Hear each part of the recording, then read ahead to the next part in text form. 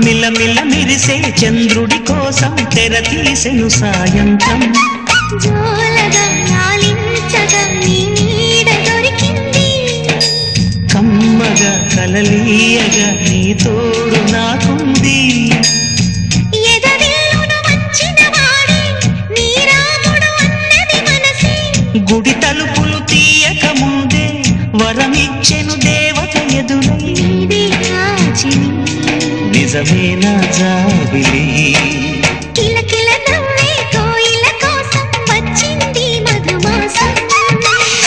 Uva,